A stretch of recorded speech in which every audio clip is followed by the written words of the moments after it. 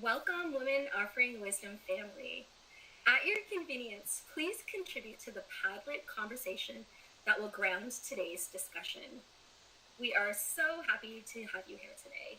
My name is Ayesha Syed, and I am joined by an incredible WOW executive team, including Preeti, Nayak, Pirasanya, Gnanasuntharam, and Naomi Ravindran. Our conversation today is long overdue, and it reflects the current realities of our time. The violent murders of Ahmaud Arbery, Breonna Taylor, DeAndre Campbell, George Floyd, Regis Krasinski-Paquette, Tony McDade, Rayshard Brooks have brought to the forefront of this time the need to talk about the long-lasting and pervasive impacts of anti-Black racism. And we thought it was time to engage in a community dialogue within our own Women Offering Wisdom South Asian and Tamil communities. Our goal today is simple. We want to examine how anti-Blackness lives within each of us, fully recognizing the long-lasting and very different impacts that colonization, conquest, and migration have had on each and every one of us. Today we will be exploring many new concepts that are operating when we think about how anti-Blackness lives within each of our communities and within each of us. Our hope today is to dialogue in ways that will continue ongoing WOW community conversations ahead. Some of the concepts will be new to you, and some of them will be not new at all. And we hope that we can reach you where you are at today. And today we'd like to start in a good way. I acknowledge my own deep-seated connections to my Indigenous lands. My ancestral soil is that of India. It is from that land that my cultural and faith practices originate. In my traditions, the land is a place of healing and restoration. I acknowledge the land and my interconnectedness to it in my daily transitions. Every single day, 5 times a day, I connect to source, soil, and self as I place my forehead on the ground in prayer to center my own being. And now, as a settler on this land of Turtle Island, Canada, and during this time of truth and reconciliation, I begin by recognizing the place where my feet stand today. And we at WOW invite you to do the same. Let us consider who have walked this land before us and who will walk the land after we are gone. And this practice is deeply connected to the practice of our own ancestors. Let us always remember.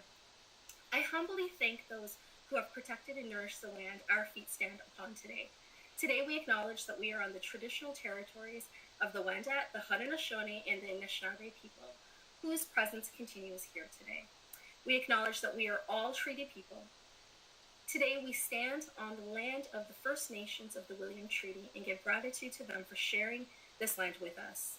And we invite you to use applications like Whose Land, as we each consider how our ancestral migration stories fit into the current lands and spaces and places that we are upon today.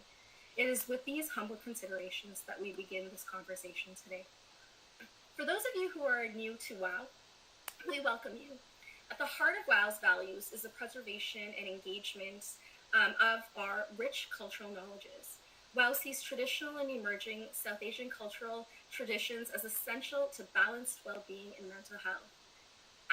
Our goal as an organization is to work in close collaboration with diverse York Region, GTA, South Asian and Tamil organizations to support objectives that respond to the emerging needs of our sisters. Areas of collaboration and activities include culturally responsive education, intergenerational mentorship, community building, mental health, and well-being. South Asian identities. WOW recognizes that the term South Asian is a colonial and racial construct. Historically, it has served to problematically group individuals from particular nations together: Sri Lanka, Afghanistan, Bangladesh, Nepal, India, Bhutan, Maldives, for the purposes of political and economic and geographical conquest. WOW recognizes the complexity of this racialization as the term South Asian was used to identify individuals who were indentured, required refuge, and immigrated from regions all over the world's continents. Today, WOW recognizes that our WOW sisters may or may not even identify with these countries or identify with the label of South Asian at all. Moreover, we recognize that groups within the Canadian diaspora have suffered at the hands of targeted political and civil actions, oppression, and genocide. It is important to name the intentional, historic, and ongoing erasure of Tamil, Indo-Caribbean, and other minoritized identities from South Asian conversations. WOW does not take this intra-diasporic tension lightly. We know that intracultural differences arising from faith, culture, and practices are used as tools to divide our communities from collective efficacy. The X in women. The X in women is intentional. The X in women indicates that our grassroots organization is inclusive of our non-binary and gender diverse sisters, while recognizes that trans women are women and have intentionally used an X in our spelling and strongly include these women in our community. WOW is committed to the journey towards solidarity among our sisters, actively recognizing our differences and intentionally fostering unity. We hope that by standing together, we can be united in the preservation of the vibrant and diverse cultural knowledges that bind our communities together. We are committed to continuous learning, unlearning, and relearning in our community work and in our actions. So, today, what will we be discussing? Our learning and dialogue today will be founded in the understanding and the unpacking of anti-Blackness, with attention to Shadeism and the model minority myth. So, anti-Blackness, what is it? Where does it come from? What does it look like? Why do we need to address it? We frame our discussion today in the understanding that we come to this dialogue with diverse worldviews and perspectives. Let us remember that our lived experiences, or our lenses of the world, are framed by a dominant worldview that have created for us ways of thinking and even interpreting the world. They've shaped our lived experiences and our perspectives that have become our lived experiences. And so when we come to this conversation, we hope that we are all coming to this conversation with an intention of questioning, reflecting, and the persistence of being better. We hope that some of you have been able to engage with the Padlet and have contributed. Thank you to those who have, in fact, contributed to the Padlet. We do encourage you to engage with the Padlet moving forward and ahead. Our conversation is very much grounded in how it is that anti-Blackness shows up in our communities. We could spend an hour on answering this question alone. So how does it show up in our communities?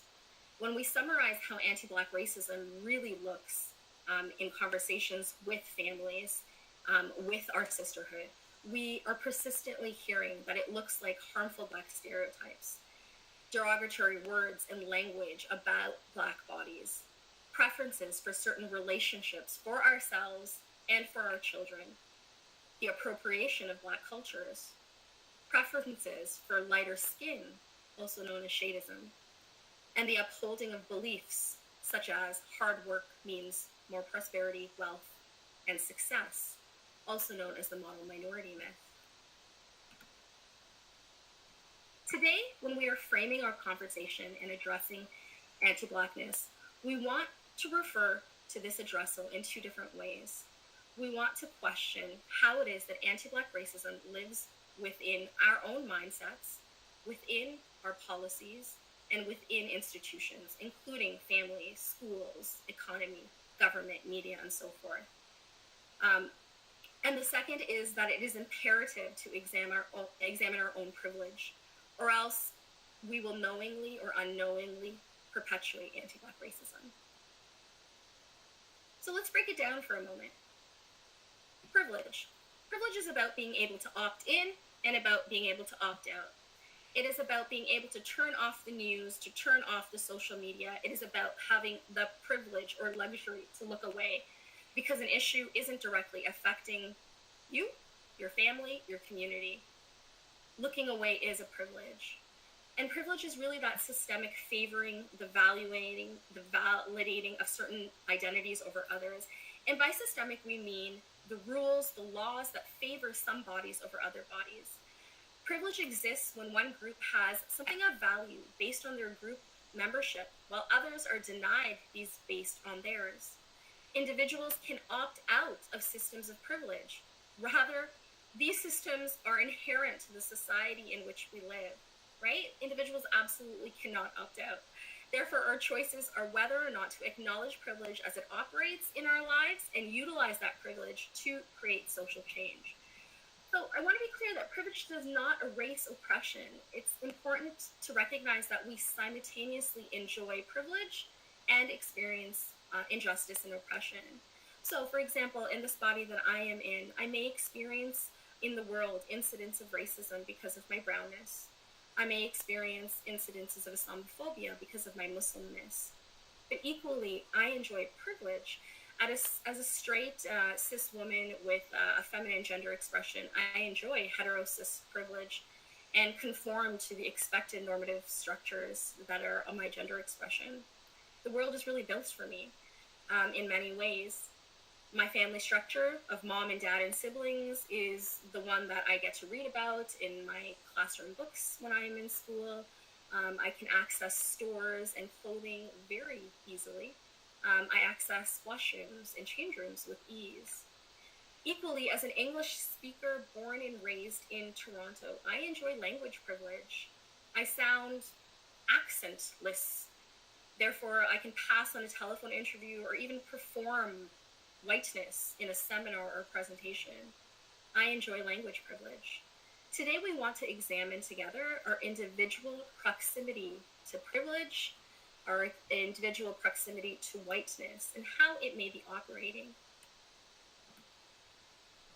Preeti. Very briefly, we want to introduce some historical framing to anti-Blackness so that we can work towards an understanding of anti-Blackness as an ongoing historical structure and not a contemporary moment.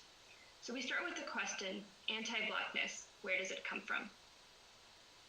The short answer to this question is that it comes from a long history of politics related to land and labor.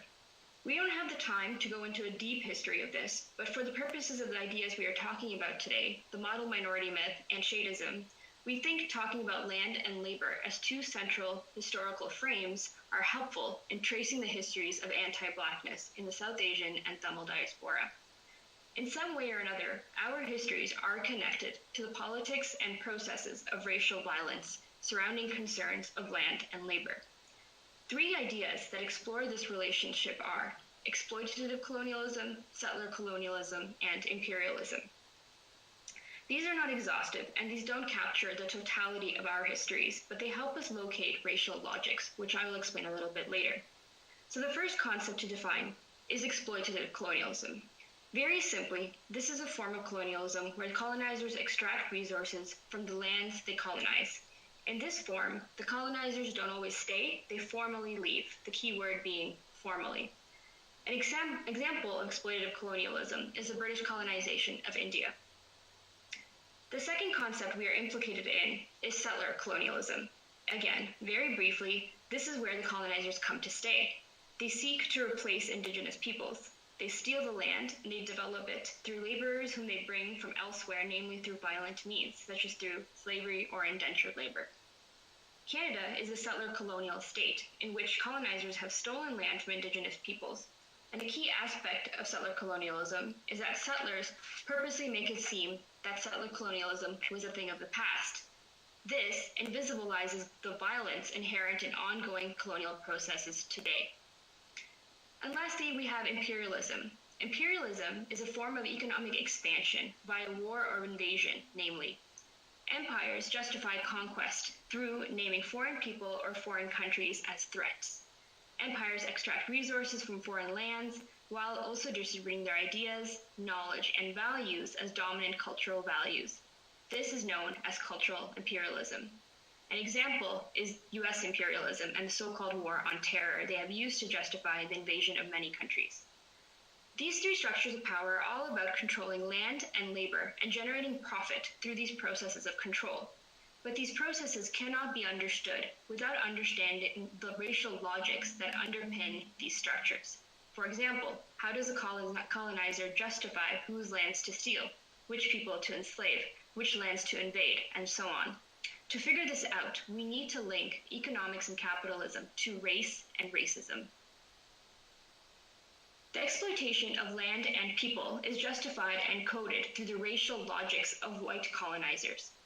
Some of these logics include who is considered human, enlightened, closest to God.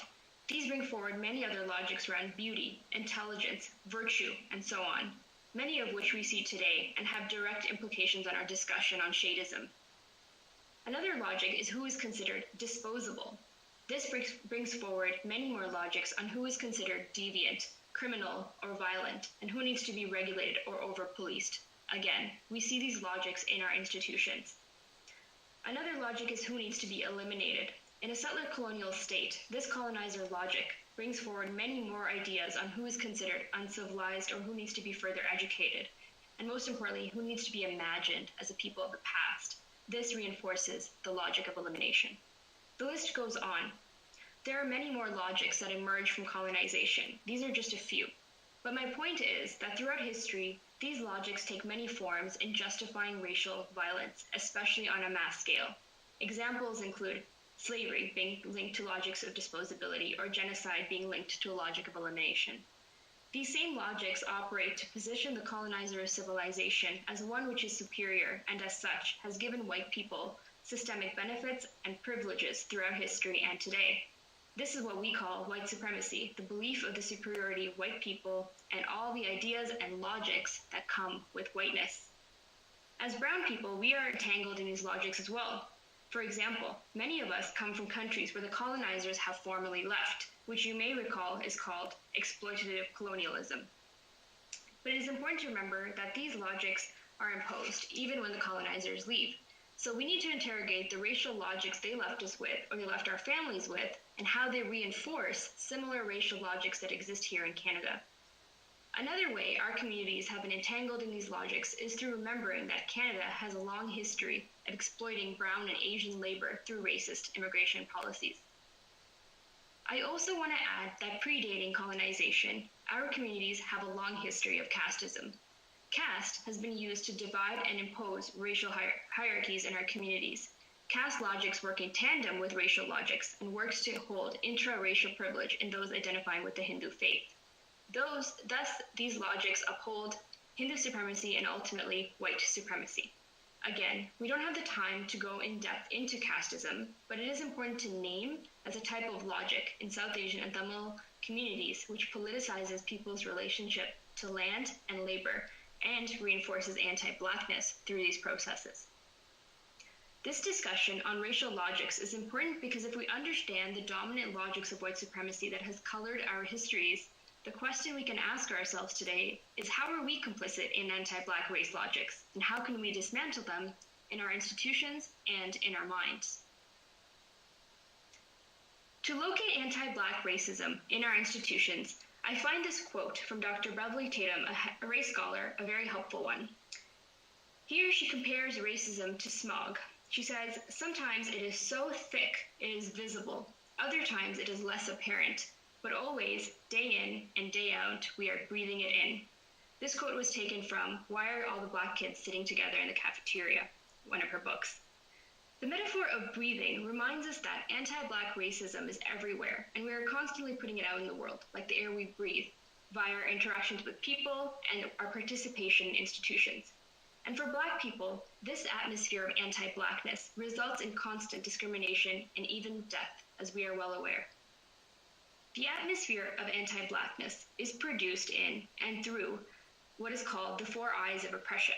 This is a popular graphic and well cited, as you may have seen before. So from left to right, we have ideological oppression, briefly a system of beliefs and ideas, racial logics as an example. Interpersonal oppression, the idea that one group is better and has the right to control the other.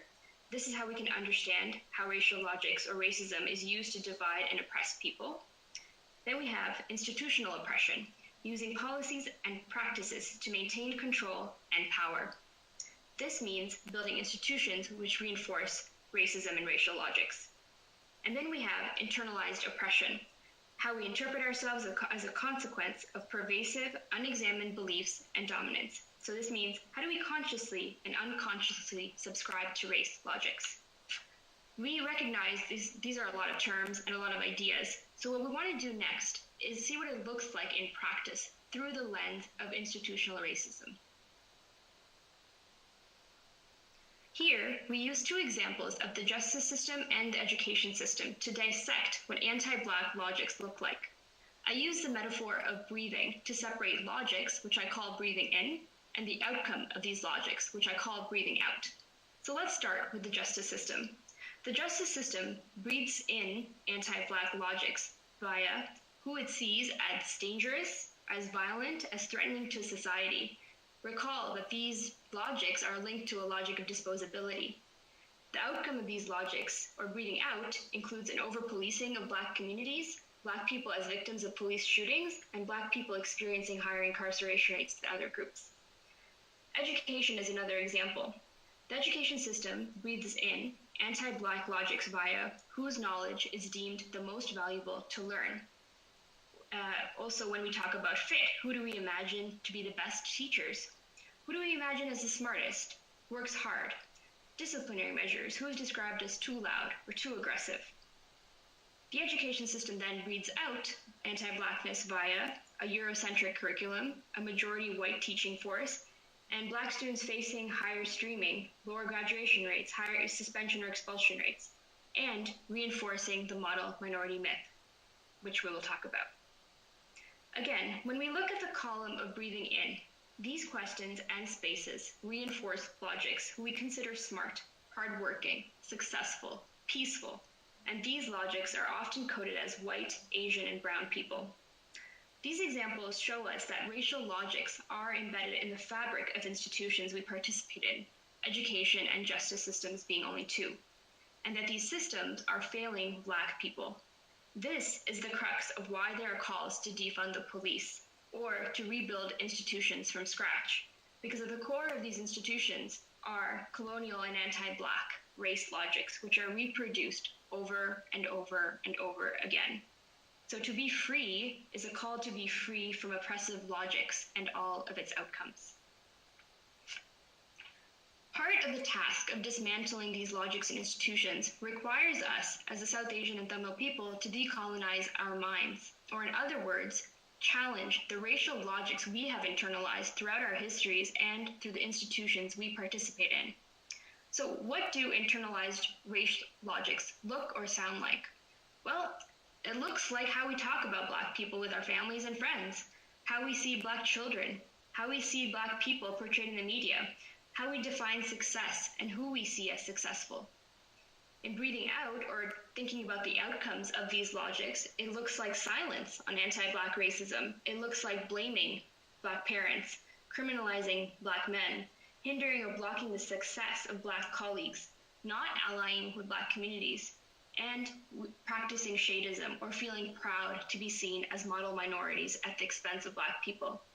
Today's webinar focuses on the last 2 points, and our objective is to identify what these phenomena look like and articulate why it disadvantages both South Asian and Tamil communities and Black communities.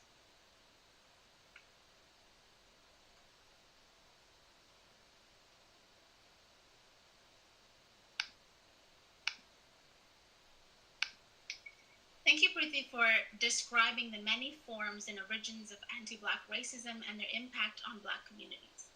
We would like to start our conversation today, as you may know, starting with Shadeism, or diving deeper into Shadeism. And this video that I want to show you is a phenomenal documentary called Shadeism Digging Deeper by filmmaker Nayak. As you watch, we ask that you pay attention to the age, the facial expressions, and the impact of Shadeism on this little girl. This is Shadeism. The hair, the lip gloss, the eyelash. You like her hair? Why do you like her hair? Because she's so white. One major reason why I decided to explore the issue of Shadeism was because of this little girl. This is my niece, Manusha. At the age of 4, she already recognizes what it means to have dark skin in our Tamil family. And she already feels the need not to be dark. Do you like this skin color? No, why? Because I need to come white and I need to do this. You need to become white? Really? You don't like this? This is pretty. That's pretty. As we continue to talk, I start to see that even between her and myself, She sees a clear difference. What color are you? Brown. You're brown. So what's wrong with brown? Why do you say brown like that? See, I'm brown. It's nice, and I'm brown too. No. Only your face looks too much like this. Only my face is brown? My hands are brown. No, it's fine.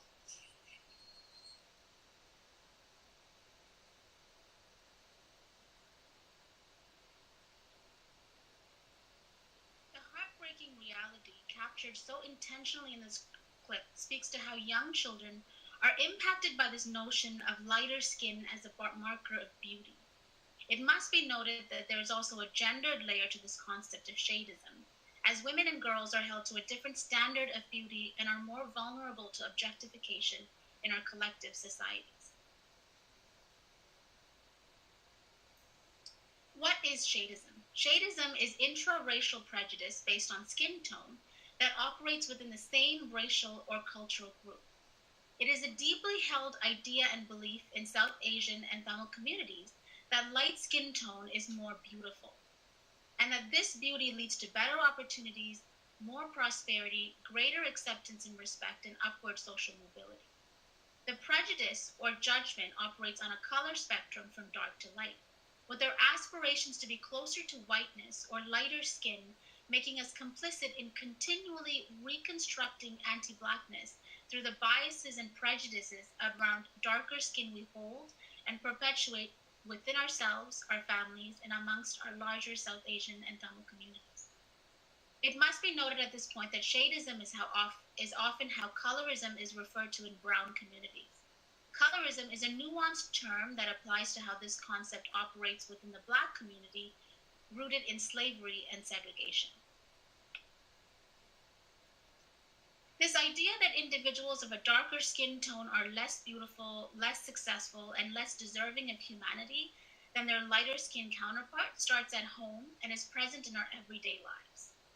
We feel it through hurtful everyday language like Vallakari and Gori, which means white girl in Tamil, Hindi, and Urdu respectively, and Karpi in Tamil and Kali in Hindi and Urdu for dark-skinned girls.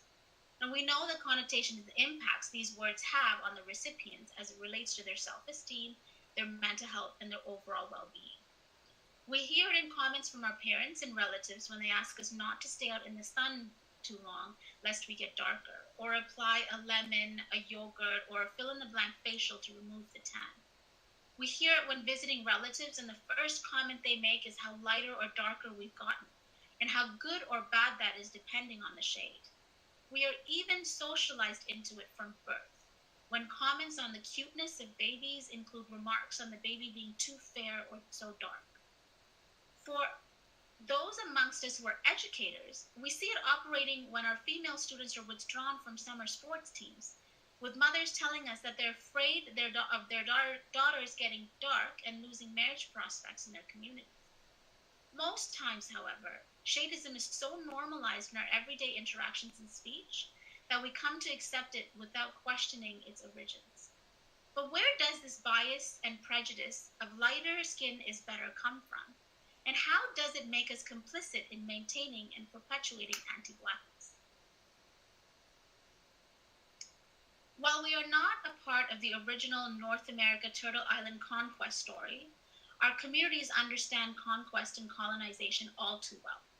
In the next video, you will see shadeism as contextualized, as Preeti had mentioned, within a classist or casteist system that predates British colonization. However, we know that shadeism was exacerbated on a larger global scale by the impact of colonization, most specifically by British colonizers who came to our ancestral lands with notions of white superiority. Frantz Fanon, an early 20th century Black scholar from the West Indies, whose most notable literary works you may be familiar with, including Black Skin, White Masks, and The Wretched of the Earth, spoke about colonization as not only the political, the military, and the economic conquest of lands, but also the colonization of the mind. Situating it within our South Asian and Tamil context, we understand it as a psychological trauma that gripped our communities for almost 200 years of colonial rule. Therefore, shadeism in our communities can be best understood as colonial trauma we carry with us. This colonial indoctrination or brainwashing of lighter skin being more superior was so powerful and worked so well for centuries of divide and rule practices that it became ingrained in our minds as internalized oppression, where we continue to this day, long after the fall of colonial rule in our homelands, to uphold racial hierarchy and this literal fixation on whiteness as understood by light skin color in our communities. We will delve more deeply into how this relates to anti-Black racism using the following short clip on colorism. Now, I'm most familiar with colorism as it relates to Black Americans, but societies all over the world have historically held prejudices against people with darker skin. And just like with racism, this discrimination causes people with lighter skin tones to experience a measure of privilege, even if they are a member of a disadvantaged group. And many of those privileges mirror the advantages that white people have over other racial groups. There's data to back this up. Dark-skinned people report more frequent microaggressions than lighter-skinned people. There's an actual wage gap between dark and light-skinned people. Light-skinned Black people receive more lenient prison sentences. People with light skin are perceived as more intelligent and more attractive, which I don't get at all. Have you seen this face? And the list goes on. Negative perceptions of people with darker skin goes all the way back to ancient times. It most likely originated with the fact that nobility and other upper-class people were able to stay indoors, while the poor and the lower class labored outside in the sun, resulting in their skin appearing darker. So in many cultures, darker skin became associated with poverty and squalor, and over time evolved to just become undesirable and unattractive. This is especially the case for women who, just like today, were pressured to live up to sometimes unrealistic standards of beauty. And many women at the time perceived lighter skin as more feminine and more beautiful, which is a concept that hasn't really gone away. The global market for products that supposedly whiten the skin, even ones that are potentially harmful, is somewhere in the realm of $20 billion US. 100% natural orange papaya extract para ang skin whiter and smoother feeling in 1 week. White loves papaya, my skin so white. These discriminatory attitudes based on ancient classism were further reinforced as a result of European colonialism. As the influence of Western culture has spread throughout the world, so has the association of beauty and wealth with whiteness, and subsequently lighter skin, which has only made the ancient problem of colorism that much more damaging. All of us here who collectively identify as brown have experienced Shadeism as a form of oppression within our own communities. With our South Asian, Indo-Caribbean, and Tamil sisters of a darker skin tone, perhaps having more acute lived experiences of its impact. We will consider as a WOW team spending a separate hour to unpack Shadeism as it impacts our own community so severely. But today, we ask you to sit with and reflect on the impact of Shadeism in your own lives and channel the emotions, the angst, the anger of these experiences to find entry points into the larger conversation of how our collective community's desire for whiteness upholds and perpetuates brown complicity in anti-Black racism. When we situate this desire for whiteness on a continuum of Black skin to white skin and place ourselves on that continuum, we see that our placement as diversely brown skin folk is a reminder of what Ayesha spoke to earlier, that we are simultaneously oppressed and privileged by the systems around us. In this way, we see that recognizing our privilege as brown skin folk allows us to leverage this advantage to further social change. The following questions are designed to challenge your thinking of how our Shadeist biases and actions perpetuate anti-Blackness and whether we're calling it out as anti-Black racism when we see it operating in our lives.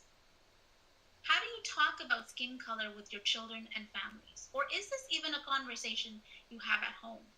When we do engage in such dialogue, are we being mindful of the language we use to explain problematic images and beliefs we hear being spoken or seen in the media? How do you view brown-Black relationships? Many, if not most of us, have heard it expressed that we don't want our children dating or marrying partners of darker skin or who are Black. We see online and newspaper matrimony advertisements that quite comfortably list they are looking for marriageable, light-skinned women for their sons. Are we challenging our family members who share these notions, or interrogating why it is we feel that way when it originates from within us? What about our internalized notions of whiteness makes us believe that dark skin is ugly or not worthy of making decent matches? Do you interrogate your economic purchasing power? The video in the previous slide mentioned that the skin lightening beauty industry generates an yearly profit of $20 billion globally. Media advertisements for bleaching creams like Fair and Lovely are inescapable on South Asian and Tamil television channels and are readily available in our local grocery stores. We may even know of girls and women who are forced into bleaching their skins, dangers be damned, because of societal pressures for whiteness.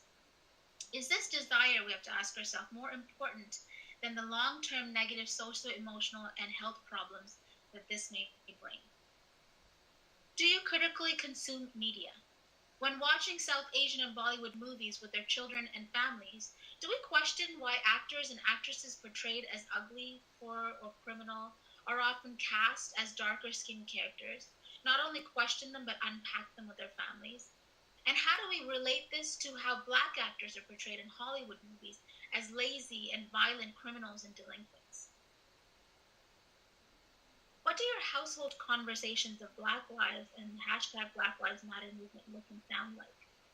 How are you unpacking conversations about the movement and protests happening in the United States, here in Canada, and globally? Do these conversations have entry points for your family members and children to take action? Learning and unlearning our role in perpetuating anti-Black racism requires us to do the heavy emotional work of recognizing and owning the problematic origins and reasons for our complicity, one of which is through Shadeism. This not only becomes liberating for us in embracing our rich melanin tones, but also holds us accountable for anchoring and deeply understanding the depth and breadth of our complicity in anti-Blackness. Engaging in and situating this hard work of deep reflection and unlearning from within our own lived narratives will shift our responses from brown guilt to brown allyship, so that we can stand stronger in solidarity with our Black sisters and brothers.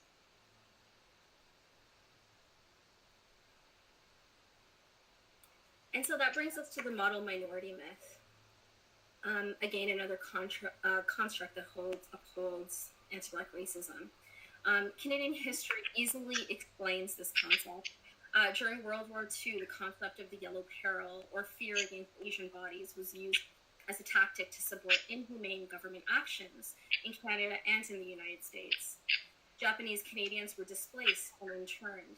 Governments created fear against Asian bodies to gain their properties and resources and to fuel their war efforts.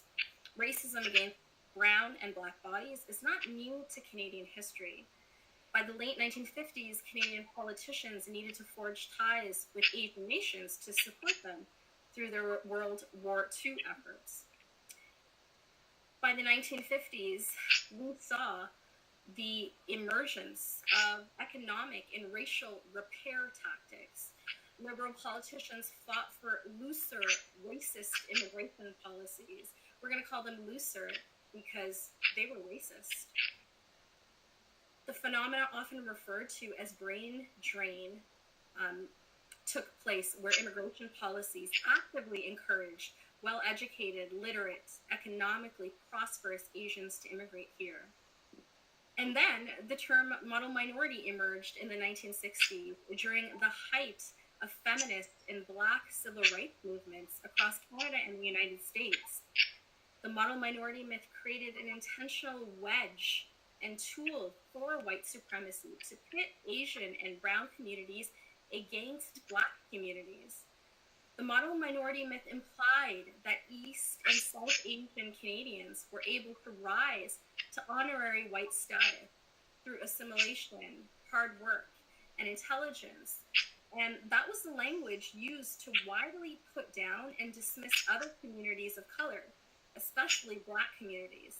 It detracted intentionally from the Black political resistance of the 1960s by creating the constructs of good and bad minoritized communities, which then encourage racial superiority and inferiority dynamics.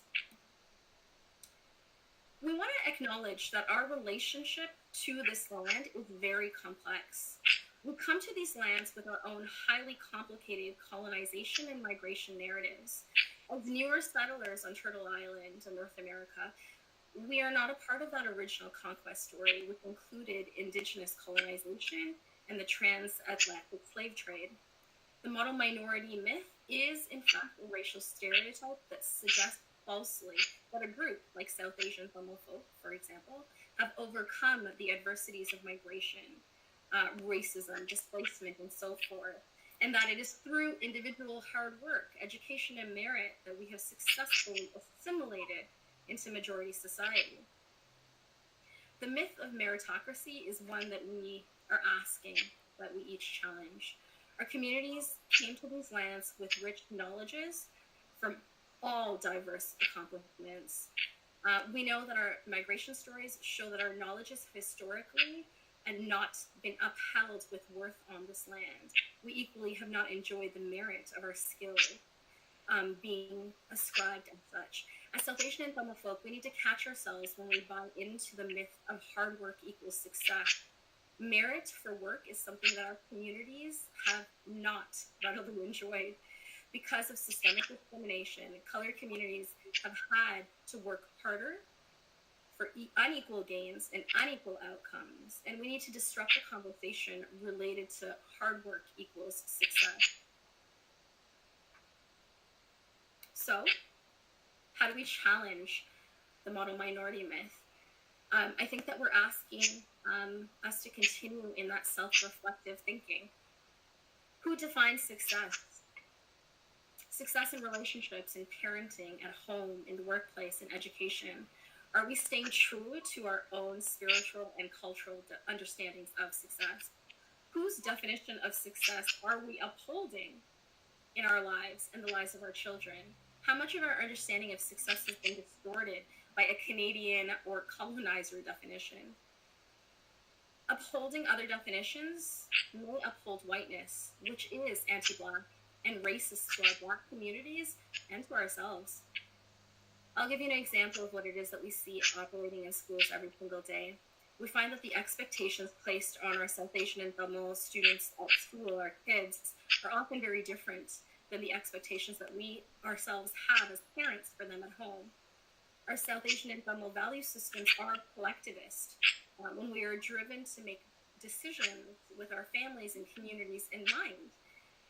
Family and communities often at the forefront of our persistent thinking. Schools, for example, often condition thinking that is very individualistic in nature. Our very curriculum documents are about self-promotion, self-growth, self-achievement, self. The mixed messaging from collectivist, family-first practices at home and then individualistic ones at school create for many of our children an unrest or discomfort that makes them anxious in their own decision-making and goal-setting.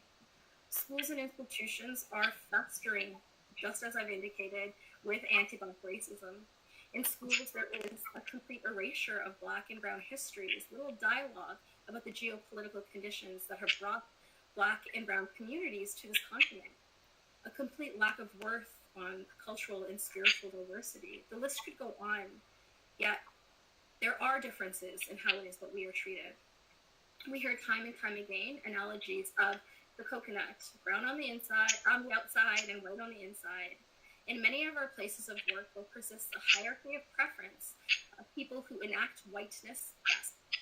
Whiteness sounds like, for example, maybe an unaccented voice like mine, lighter skin, even blonde highlights. And if I aspire for more power, I could lose my religion, my ancestral spiritual practices, my collectivist family values, my ancestral inheritance, my relationships to family and community. Because the goal of colonization has always been to trade in our value system and to assimilate. And so we ask you to investigate whiteness, the whiteness that lives within us, and the whiteness that we may unknowingly engage in or participate in that harm us, our people, and our communities. When we place the values of the colonizer over our own values, then we become complicit in our own colonization. Centuries of Black enslavement here on the lands and institutionalized racism cannot simply be overcome by working harder. We're stronger family values. We live in systems that have conditioned and pathwayed success for certain bodies over other bodies. And so we ask you today to commit with us as a community to being better. We know our ancestors have experienced everything on this list. So what is our commitment then to our community to walk alongside our Black brothers and sisters? How will we interrogate how anti-Black racism lives within our own thinking and actions? What does anti-Blackness look like every single day in our sphere of influence?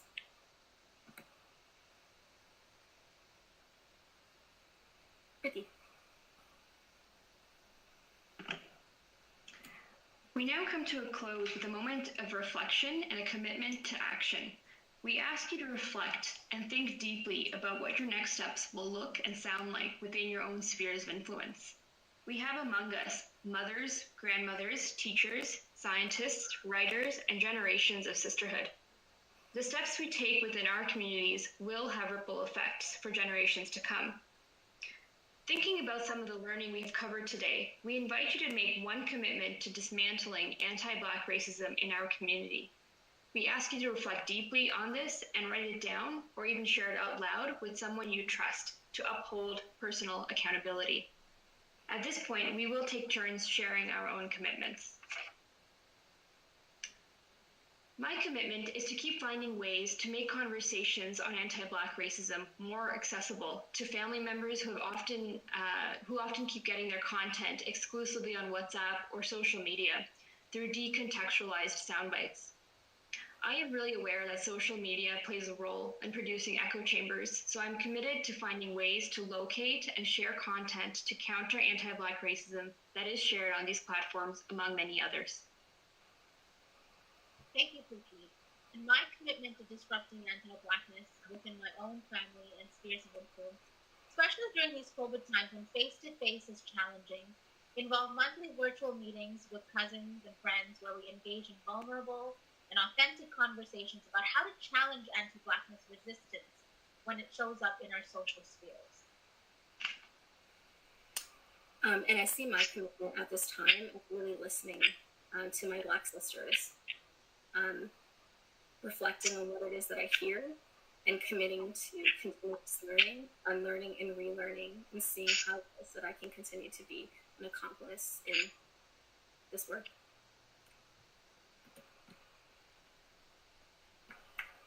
At this point, we want to thank each and every one of you for attending today's webinar. We hope you found it valuable in furthering your learning, and we encourage you to share your learning with members of our community.